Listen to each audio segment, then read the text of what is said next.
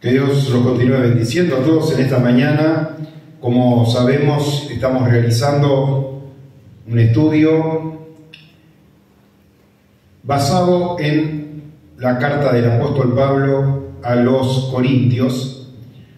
Siempre insisto, es bueno situarnos en qué momento cada uno de los escritos que tratamos de la vida, en qué momento del plan de salvación de Dios estas cosas se van dando a conocer, porque no es lo mismo lo que Dios le habló a Abraham allí cuando lo llamó y le dijo: vete de tu tierra y de tu parentela, a la luz que ya había venido con el advenimiento de Jesús, su nacimiento, su ministerio, su muerte y crucifixión y su resurrección, donde se empiezan, ya lo hemos tratado, a develar diferentes misterios de Dios que, como enseña el apóstol Pablo, habían estado ocultos desde los siglos.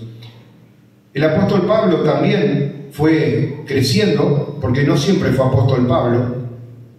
Una vez fue niño, dice: yo también fui niño, y como niño no entendía muchas cosas. En Cristo también fue niño, porque no había alcanzado a entender y a reconocer en Jesús el Hijo de Dios. Hasta que, como conocemos la historia, que la hemos estudiado en Hechos de los Apóstoles, se le aparece Jesús mientras él no estaba yendo a la iglesia a orar, estaba con cartas de autorización de los principales sacerdotes allí, persiguiendo a los que se habían convertido, a los que formaron parte de la iglesia, que estuvieron allí reunidos en Pentecostés y aquella gran conversión que hay. Bueno, Saulo salió y los perseguía hasta que Dios se manifiesta a su vida y le empieza a revelar misterios. Primero, ¿quién eres? Dice: yo soy Jesús, a quien tú persigues. Y que él pensaba que estaba muerto y que era una farsa de parte de los cristianos primeros que habían surgido, y se encuentra con que le habla y dice: no, indudablemente está vivo. Y tiene una serie de revelaciones, las cuales los trata, lo vimos en el pasaje anterior, el estudio anterior, donde él hace referencia a un hombre, se refiere a sí mismo, que fue llevado al tercer cielo y oyó palabras inefables. Y vio cosas, hermano. Inefables quiere decir, no existe en nuestro vocabulario. A veces nos pasa cuando vamos a otro país, hay algún producto, alguna cosa puntual que es exclusiva de nuestro lugar y no hay una palabra para traducirlo. Bueno, las cosas celestiales, hermano, eran tan grandes que no, a pesar de ser una persona tan estudiada, el apóstol Pablo, no había palabras para poder expresar lo que pudo escuchar y pudo ver allí en ese reino de los cielos.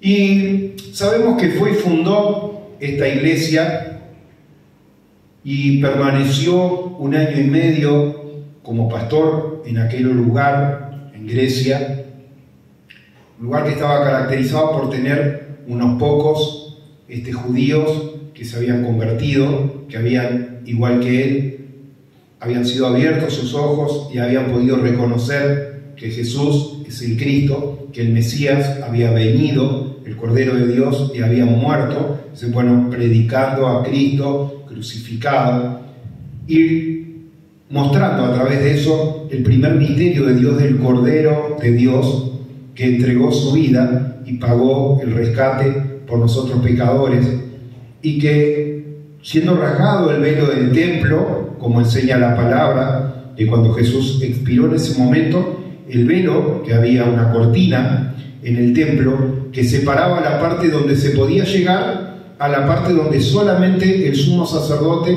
una vez al año y con sangre, no propia, sino de un cordero, podía entrar, que significaba la presencia de Dios. Y la carta a los hebreos nos aclara que cuando ese velo se rasgó, nos abrió Jesucristo un camino nuevo y excelente a la presencia del Padre. Y por eso Jesucristo dice: yo soy el camino, la verdad y la vida. Nadie viene al Padre si no es por mí. No hay manera, no hay portándose bien que alcance. no hay arrepintiéndose que alcance, no hay haciendo procesiones de rodillas, no hay vendiendo los bienes que tenga y dándoselo a los pobres, no hay cosa que pueda hacer que pueda llevarlo al Padre. Único camino al Padre, Jesucristo. Es a través de él. El que no puede reconocer en Jesús como autor y consumador de la salvación está alejado de la presencia de Dios y está condenado por no haber creído en el único que puede presentarnos justos delante de Dios. Ahora, el apóstol Pablo fue y predicó, levantó la iglesia. Una iglesia, como decía, había unos pocos judíos que se habían convertido, entre ellos el que había sido principal en la sinagoga en Corinto, que era Sóstenes, y que cuando se levanta la persecución que hace que Pablo se vaya de Corintio, lo acompañó y envía esta carta, la cual, como yo dije, está escrita, dice, si leemos los primeros versículos donde hace la introducción, dice Pablo y el hermano Sóstenes, así que aquel que había sido principal de la sinagoga en Corinto, estaba junto con el apóstol Pablo en la diáspora, fuera del lugar de origen, escribiéndole a la iglesia.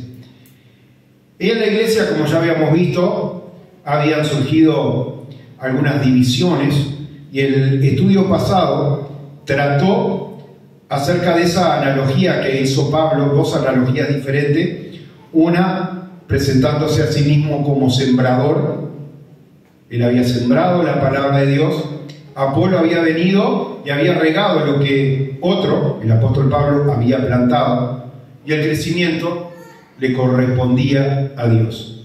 Y acá, en el capítulo 3, le volvió a hacer otra analogía, otra comparación. Dice, es como una construcción donde la roca y el cimiento es Cristo. Y si yo como perito arquitecto, dice el apóstol Pablo, capítulo 3 de Primera de Corintios, eché allí las primeras líneas. Y cada uno, el que viene atrás, Apolo, Cefa, y cada hermano que estaba en la congregación de Corinto, a quienes iba dirigida esta carta, dice, cada uno mire cómo sobreedifica. O sea, y ahí nos da el ejemplo, dice, hay distintos materiales de construcción, y si no es lo mismo, el que levanta pared, dice, si lo hace con oro, con piedras preciosas, que si lo hace con hojarasca. Dice, porque un día va a venir la prueba y la obra de aquel que no esté fundamentada firme va a ser destruida, aunque él, su vida, sea salvada, dice la palabra, porque una vez más, en el capítulo 3, reafirma que la salvación que procede de Dios no se puede perder. Por eso dice, aunque uno fuera tan necio de no estar cimentado en la palabra y estar haciendo las cosas a la ligera, construyendo con hojarasca, dice la palabra, el día de la prueba va a venir, va a sufrir grandes pérdidas, va a tener un montón de problemas, aflicciones, enfermedades y cosas, porque el Señor al que ama disciplina y azota a aquel que toma por hijo. Dice, aunque su vida será salvada, aunque como por fuego. Y yo no sé qué le parece a usted, pero se ha pasado la mano hacia arriba del fuego, salimos chamuscados enseguida. Imagínese que usted tenga que atravesar un edificio, que es la analogía que hace el apóstol Pablo, que está prendido fuego. Vamos a salir ahí bastante chamuscados, ¿no? Dice, aunque su vida sea salvada, pero como pasaba a través de fuego, con un montón de dificultades, con un montón de pruebas, si es que nosotros no estamos firmes en ese cimiento que es Cristo y sobreedificando con la verdad de Dios, porque si sobreedificamos en una mentira, si sobreedificamos diciendo que la salvación no la ganamos porque nos portamos bien, estamos construyendo con hojarasca. Entonces todas estas cosas hay que aprenderlas acá en la palabra. Y viene corrigiendo estas deficiencias en la iglesia y le dedica un pasaje completo, dice, al ministerio de los apóstoles. Apóstol, hermano, y acá nos va a hacer una reseña bastante clara, porque hay quienes hoy, 2025 que estamos, se llaman a sí mismos apóstol. Y apóstol, sí, bueno, toman un jet en primera clase y van a algún estadio que contratan y hacen una predicación, y sin duda todo ese periplo está arreglado, algún hotel 5 estrellas para quedarse y todo un lujo, Pero acá el apóstol Pablo nos viene a decir, los apóstoles al día de hoy somos perseguidos, somos azotados, somos llevados presos, padecemos hambre, trabajamos con nuestras propias manos. O sea, en nada se ajusta a los que hoy en día quieren llamarse apóstol. Porque uno mismo no puede ser apóstol. Yo me envío a mí mismo. No. Es Dios, hermano, que llama y envía a una persona. Si yo soy de Colonia y predico en Colonia, Dios no me envió a ningún lado. Ahora, si yo estoy en Juan Lacase y Dios me envía a Colonia, yo soy un enviado a predicar a Colonia. No por eso soy apóstol, soy pastor de esta iglesia. Pero el apóstol es uno que Dios comisiona con una tarea. Y entonces, como había esta separación, este infantilismo en la iglesia, y uno de los que había visitado la iglesia, se induce por lo que dice la carta, había sido Pedro. El nombre de Pedro era Cefas, y Jesús le dijo, bueno, cuando dice, ¿quién le dice los hombres que soy yo? Dice, tú eres el Hijo del Dios viviente. Dice, bienaventurado eres, dice, tu nombre será Pedro, dice, y sobre este cimiento, sobre esta revelación, edificaré mi iglesia. Así que Cefas y Pedro era el mismo. Cuando nos habla de Cefas, estaba hablando de Pedro, que era un apóstol. Entonces, Pablo dice, no habla solo de sí mismo, dice, el ministerio de los apóstoles. Dice, así que tengamos los hombres por servidores de Cristo y administradores de los misterios de Dios. Acá aparece versículo fácil de comprender, es decir, lo entendí, vamos a seguir adelante. Yo decía, qué poco lo entendemos, porque primeramente está hablando de un ministerio que tiene una finalidad. Normalmente cuando una personería jurídica, una asociación que se forma civil, tiene que manifestar qué actividad va a desarrollar. Dice, bueno, esta personería jurídica es para promover las carreras de bicicleta. Y ahí hay asociaciones que compiten en bicicleta. Hay otras asociaciones civiles que es un club que promueven el fútbol de los niños para que lleguen a las ligas mayores. Hay distintos tipos de asociaciones con distintos propósitos. Y dice, como servidores de Cristo, el propósito es ser administradores ¿de qué? De los misterios de Dios. Así que, hermano, ayer lo tratamos, después lo va a poder ver porque todavía no lo subimos, en la iglesia de Juan Lacase. Yo hice una introducción de cómo Dios fue revelando esos misterios de Dios desde que se le aparece allí Melquisedec, rey de Salem, rey de justicia y rey de paz, a Abraham, en el capítulo 22 de Génesis. Eso lo puede ver en la predicación, va a estar subido ya esta tarde, esta noche, en las plataformas de la iglesia.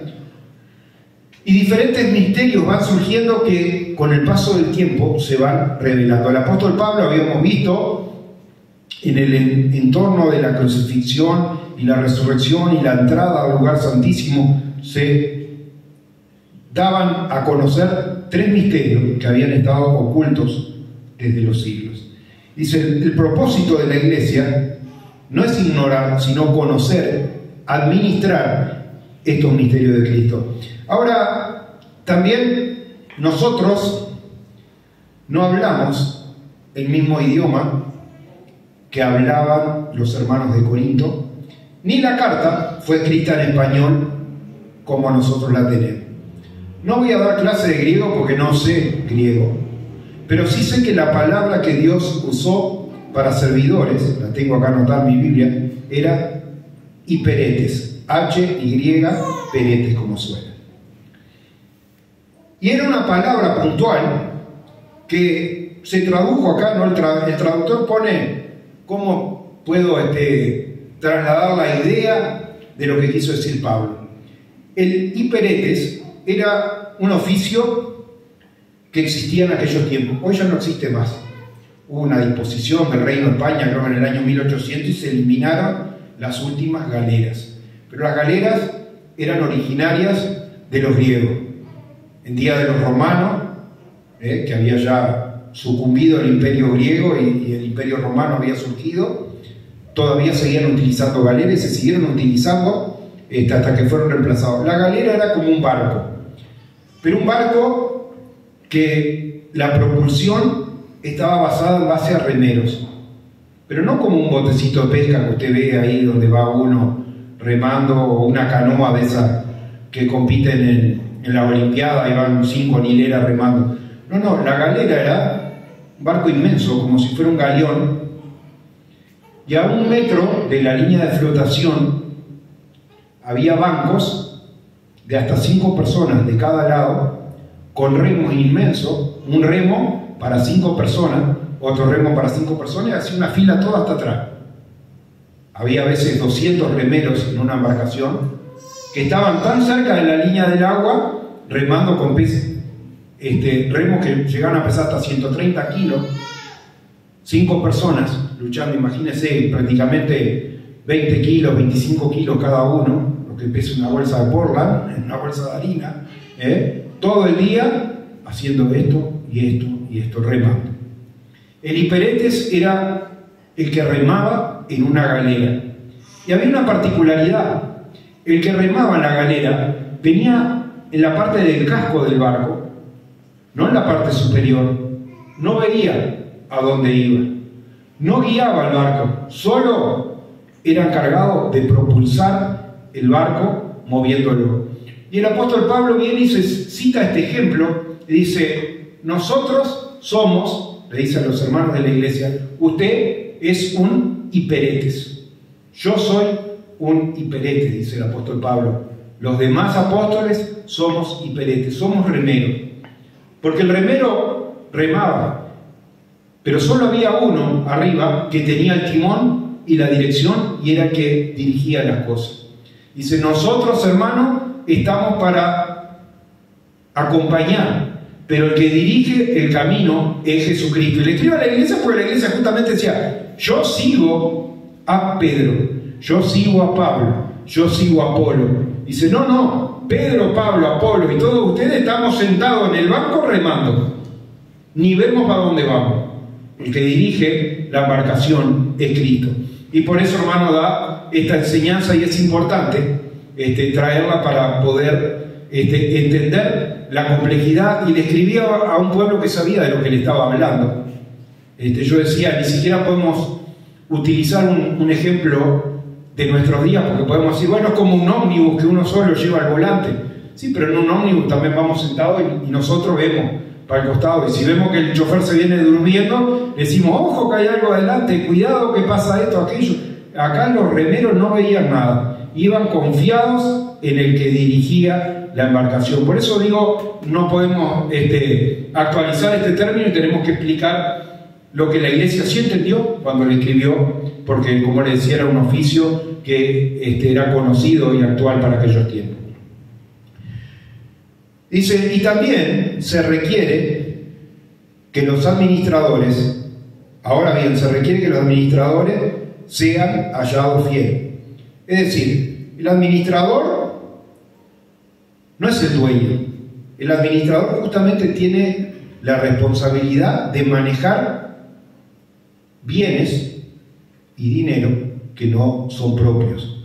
Y como administrador lo único que puede hacer son contabilizar y hacer las cosas que se le han sido encomendadas. Dice: pero se requiere que el que administra sea fiel. Si el que administra, dice, viene uno a comprarle 10 bolsas de maíz, dice: carga 12, total no nos está viendo nadie, después me tira algún peso a mí.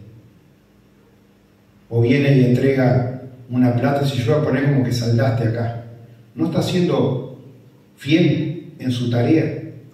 Y cuando uno en alguna cosa cambia lo que la palabra de Dios dice, que somos salvos por gracia, por ejemplo, dice: no, bueno, salvo por gracia, pero también por obra. Usted no es un administrador, usted está malversando un llamado y un plan de salvación que no lo estructuró usted. Usted simplemente administra y tiene que hacer lo que la palabra del Señor le está dirigiendo y lo que la palabra del Señor le está enseñando. Y no podemos hablar otra cosa. Dice: como administrador tengo que ser fiel, dice Pablo, y ajustarme a las disposiciones y al plan de salvación que Dios ha trazado. Yo, en muy poco, hablando de la fidelidad, En muy poco tengo el ser juzgado por vosotros o por tribunal humano, y ni aun yo me juzgo a mí mismo, porque aunque de nada tengo mala conciencia, no por eso soy justificado. Es decir, hermano, que uno haga una cosa que está mal y no sienta un remordimiento que está haciendo la cosa mal, no, eso no lo justifica. Es decir, para mí esto que estoy haciendo no está mal, total, yo lo jorobo porque me jorobó a mí primero. Póngale usted. Que usted no tenga mala conciencia no quiere decir de que está justificado y que lo que hace está bien. Pero dice, pero el que juzga es el Señor. Entonces dice, yo no me juzgo a mí mismo, ni tampoco puedo juzgar al hermano. Usted, hermano, no puede juzgar al que está delante, al costado, atrás, a mí, ni yo a usted. Sí, administrar la palabra del Señor. Es decir, el Señor requiere para que nosotros seamos fieles que nosotros no dejemos de congregarnos como algunos tengan por costumbre. El Señor requiere que estemos presentes cuando había una santa convocación, la fiesta solemne, la fiesta de gran solemnidad, dice la palabra en los evangelios, era la Pascua.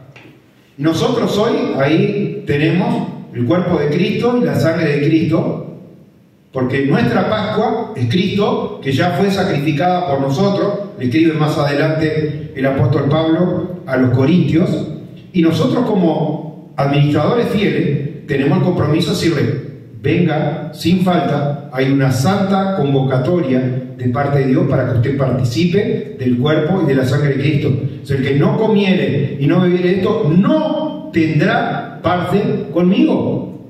Entonces, hermano, no es uno que incluye o excluye, sino que es la propia palabra del Señor que nos está dictando los lineamientos. Y como administradores de los misterios de Dios tenemos la responsabilidad de transmitir con fidelidad esas cosas. Decirle, mire, hoy no es una reunión común. Quizás la del domingo que viene es una reunión común que no debemos de faltar, pero le estoy diciendo, esta reunión es la reunión de gran solemnidad porque vamos a participar de la Pascua, de nuestra Pascua, que es Cristo, que ya fue sacrificado por nosotros, es decir, de su cuerpo y de su sangre. Así que no juzguéis nada antes de tiempo hasta que venga el Señor, el cual aclarará también lo oculto de las tinieblas y manifestará las intenciones de los corazones, y entonces cada uno recibirá la alabanza de Dios. Un día el Señor va a venir. Un día el Señor va a venir y Él va a venir y vamos a poder recibir alabanza. ¿Qué le parece?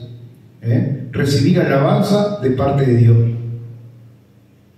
Es un llamado, hermano, que debe, si a veces uno hace las cosas para quedar bien adelante de los hombres, hermano, ¿cuánto más debemos hacerlo sabiendo que el Señor es el que nos está viendo a cada paso?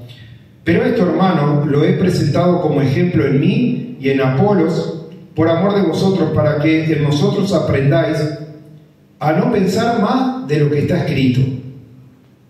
No sea que por causa de uno os envanezcáis unos contra otros. Porque ¿quién te distingue o qué tienes tú que hayas recibido? Y si lo recibiste, ¿por qué te glorías como si no hubieras recibido? Sé que había hermanos que estaban allí en la iglesia queriendo sobresalir y jactándose de logros o entendimientos o cosas X. Dice, ni yo, enviado que levanté la iglesia, ni Apolo, lo pongo como ejemplo también, mucho menos ustedes, hermanos, sino aprendiendo a vivir con cordura. Y sé que ya estaban en una posición de decir, ya no precisamos más que venga el apóstol Pablo, ya la tenemos clarísima nosotros, y por eso dice el versículo 8, ya estáis saciados, ya estáis ricos, sin nosotros no nos precisa más, hablando en criollo, ya no precisan más, se la arreglan ustedes solos, tienen la suficiente luz de parte de Dios. Ojalá reinasen para que nosotros reinásemos también junto con vosotros. Ojalá, hermano, el Señor los iluminara lo suficiente para que se puedan convertir en consiervos y puedan participar conjuntamente, como yo he dicho en varias oportunidades. Ojalá Dios enviara más personas a predicar, más músicos a tocar y todo lo demás, para que uno no esté sobrecargado en todas las cosas, como estuvo Moisés. En su momento estaba solo con toda una carga y llegó un momento que no podía más, y su suegro le dice, ¿por qué no pedís ayuda? Se puso en oración a Dios y Dios dice, bueno, yo te voy a mandar 70 varones Dice, allí fueron elegidos 70 varones sobre los cuales fue puesto parte del espíritu que estaba en Moisés, ese espíritu de Dios, para que ayudaran a juzgar y a dirigir al pueblo de Israel. Y lo mismo para nosotros, hermano. Pero que no sea algo que surge en rebeldía de una persona, como había surgido acá en los Corintios, diciendo, Pablo, si no venís más, no te preocupes, ya sabemos bastante. Apolo tampoco, no precisa venir más. Sino en un espíritu de colaboración, porque, hermano, el cimiento es Cristo y cada uno de nosotros sobreedifica, y que cada cosa que podamos hacer sea para alabanza y para gloria de Dios y para seguir construyendo el edificio que es la casa de Dios.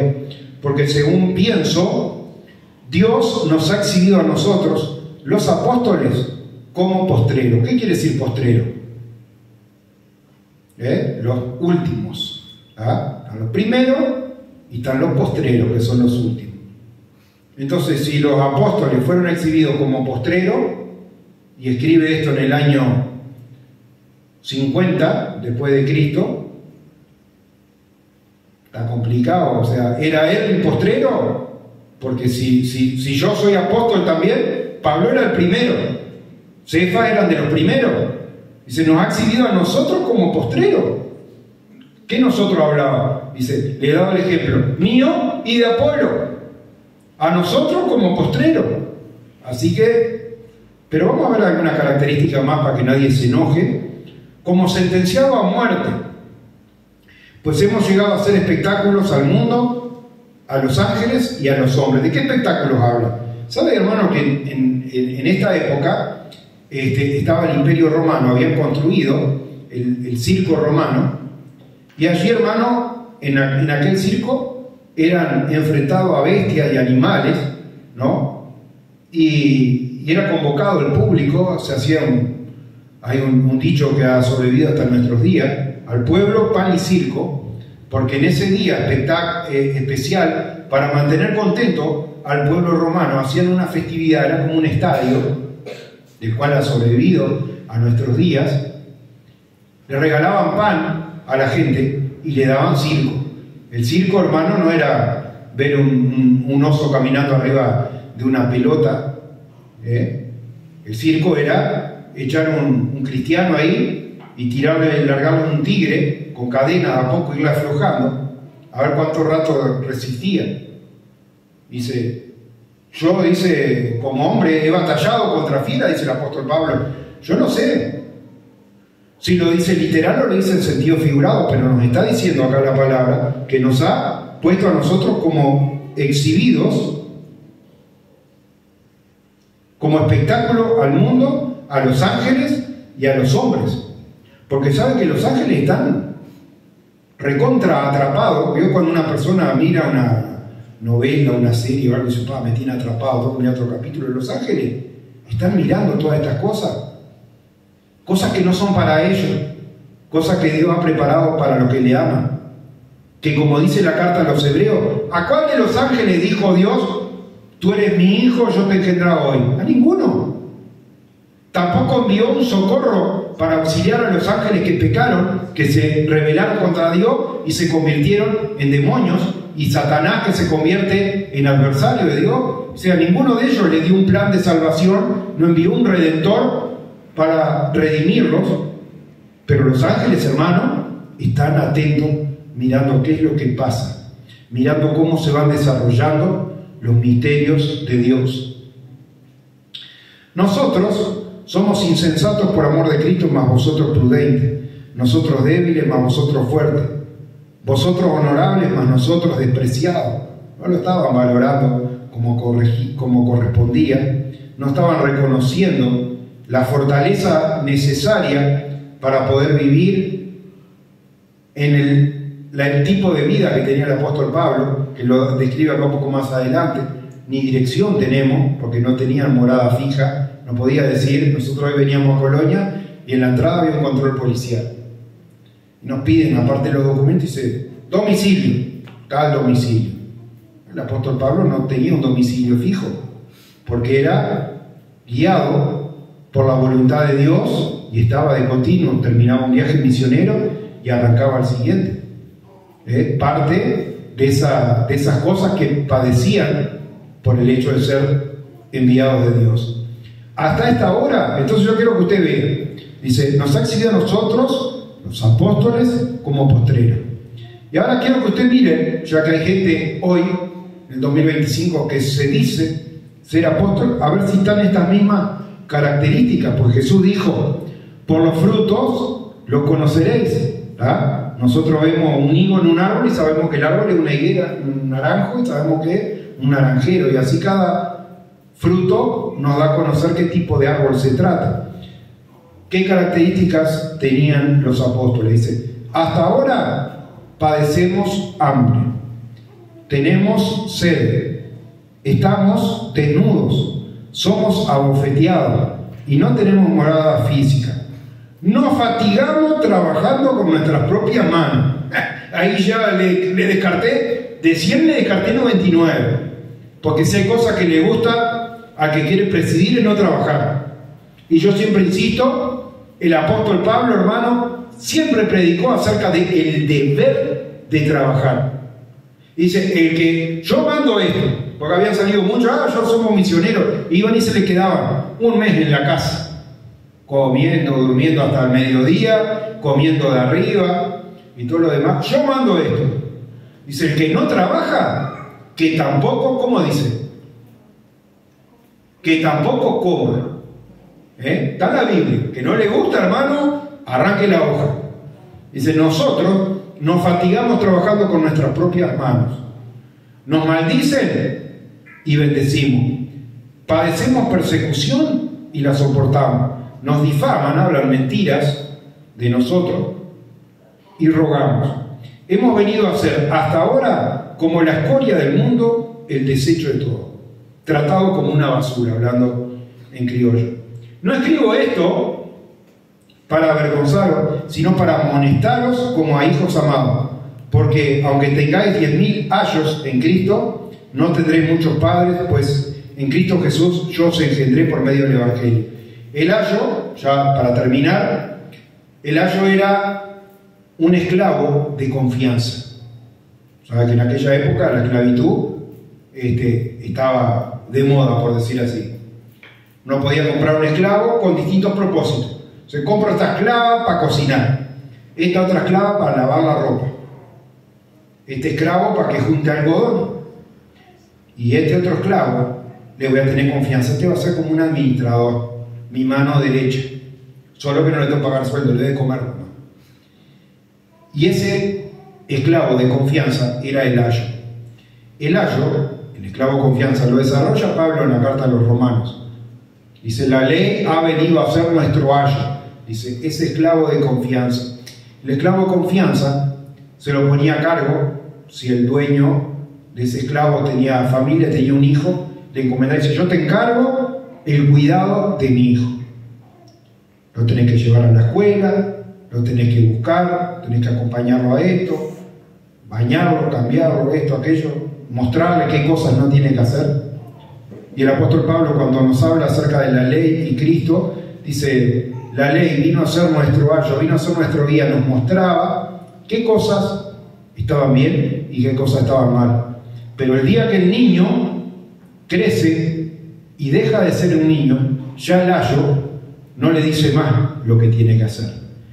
Y el día, hermano, que el Señor manifestó y renovó con un nuevo pacto, la ley nos muestra que está mal, pero hermano, es el Espíritu y es la Escritura la que nos ha mostrado un camino nuevo y excelente, es a través de Jesucristo, orientado a ese trono de la gracia.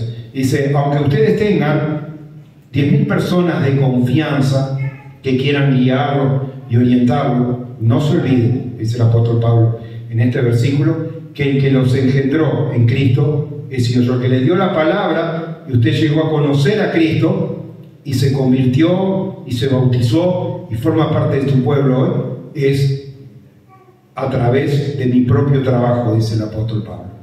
Hasta acá, hermano, el estudio de hoy. Si usted quiere, quedan unos pocos versículos, lo puede terminar de estudiar. Yo no puedo extenderme, ya que hoy, como dije, celebramos la cena del Señor y no podemos extendernos más de este tiempo. Que Dios los bendiga a todos.